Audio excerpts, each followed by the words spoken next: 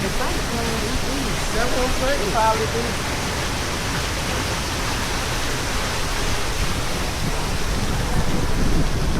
What is that, a camera? Oh, okay, cool.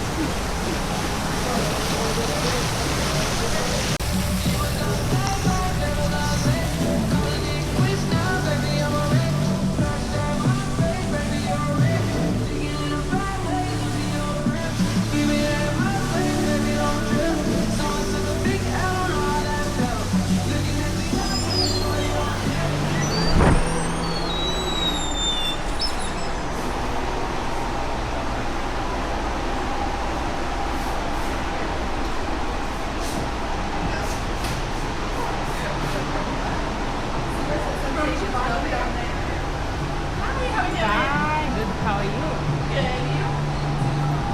Just browsing. If you want to check out the gators, just follow the green feet on the floor. Oh, okay. Thank you.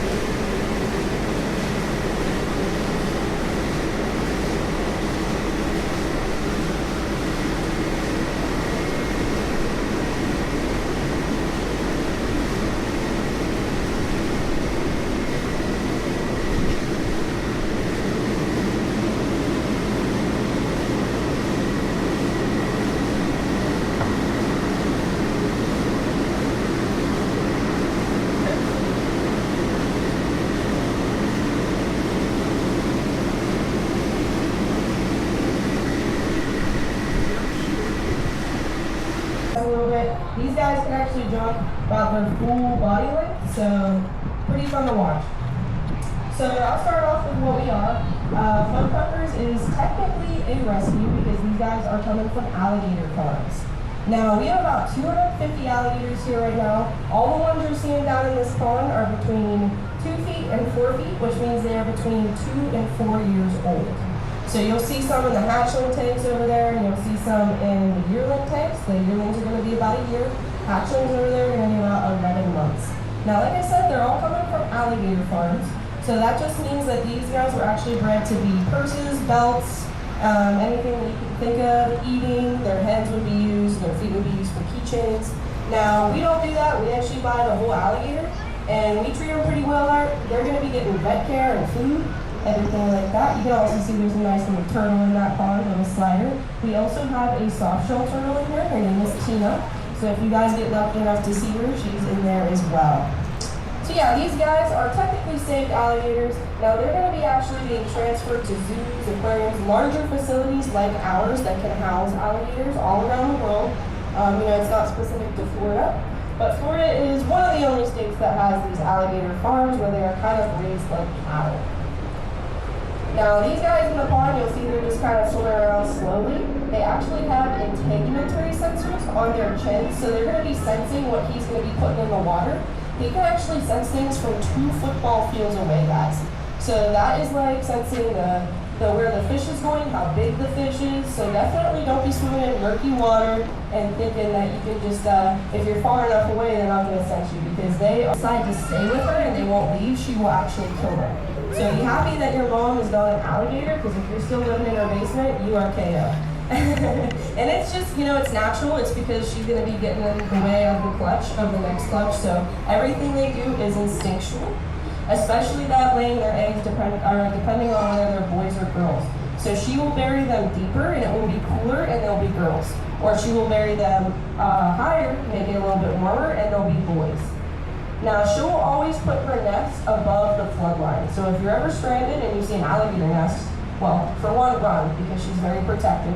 For two, you do know that you're going to be wanting to build your shelter above that flood line. Now, like I said, we have about 250 here. These guys are going to be getting above the length that they are right now. We get that question a lot, is do they get bigger than 6 feet? Because we are actually transferring them at 6 feet.